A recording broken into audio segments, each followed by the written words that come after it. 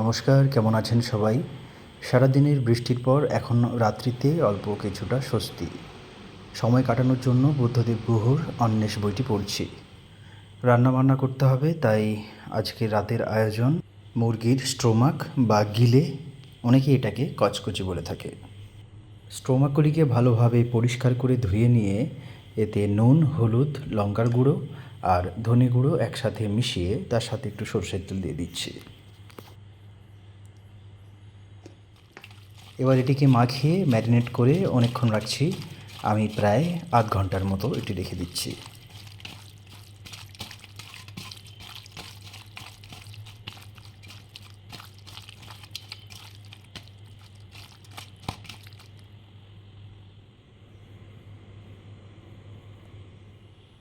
একদম সাধারণ মশলা দিয়ে আজকের রান্নাটি হবে। রসুন, আদা, কাঁচা লঙ্কা আর পেঁয়াজ, এইগুলি দিয়েই আজকের রান্না হবে। প্রথমে আদা আর রসুনগুলিকে সুন্দরভাবে পেশাই করে নিচ্ছি।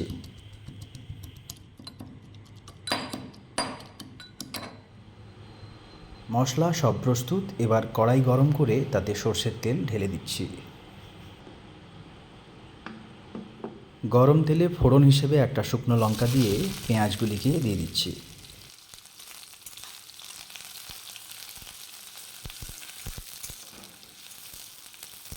পেঁয়াজগুলি মোটামুটি ভাজা হয়ে গেলে আদা রসুনের পেস্টটি দিয়ে দিচ্ছি কড়াইয়ের মধ্যে। এবার এগুলি সব একসাথে অনেকক্ষণ ধরে ভাজতে থাকবো।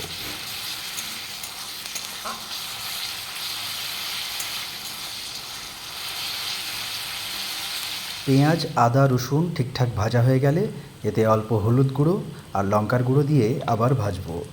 নুন প্রথমেই দিয়ে দিয়েছি ম্যারিনেট করার সময়, তাই আর নুন লাগছে না।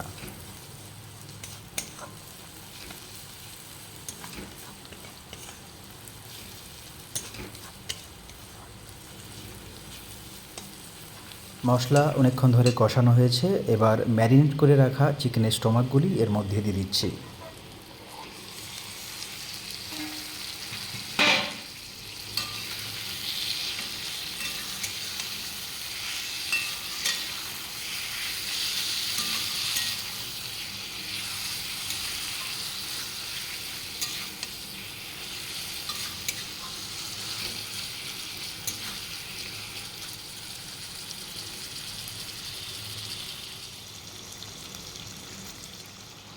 ঠিকঠাক সেদ্ধ করার জন্য অল্প কিছুক্ষণের জন্য এটিকে ঢেকে রেখে দেব। 1 থেকে 2 মিনিট পর ঢাকনাটি খুলে আবার নাড়াচাড়া করতে হবে, যাতে মশলাটি কড়াইয়ে না বসে যায়। এইভাবে প্রায় 25 থেকে 30 মিনিট সুন্দরভাবে কষিয়ে নিতে হবে।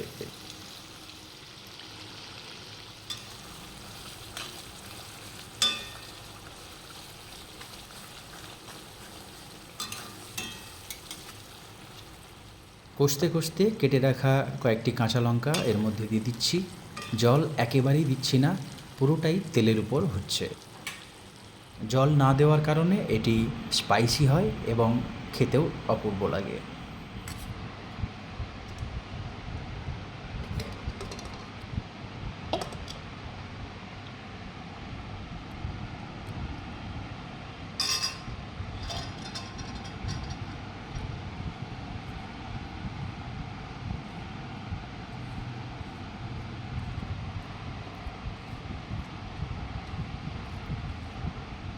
গরম ভাত আর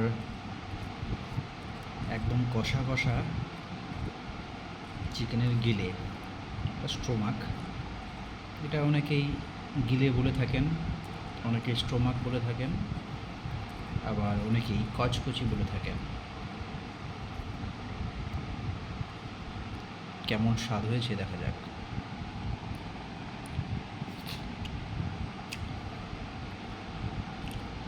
দারুণ। আমার নর্মাল চিকেনের মাংসের থেকে এগুলো খেতে বেশি ভালো লাগে।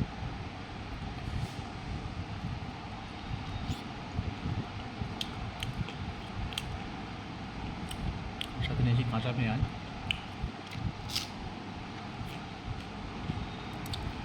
আর কাঁচা লঙ্কা মাখা আলু ভাতে।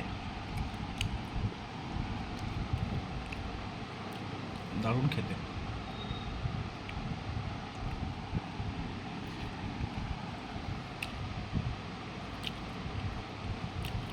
আপনারাও বাড়িতে এইভাবে বানিয়ে দেখুন, ভালো লাগবে।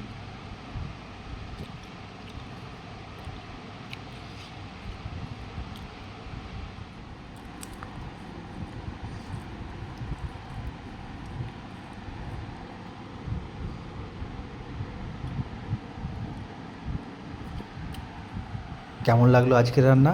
ভালো লাগলে অবশ্যই বাড়িতে ট্রাই করবেন।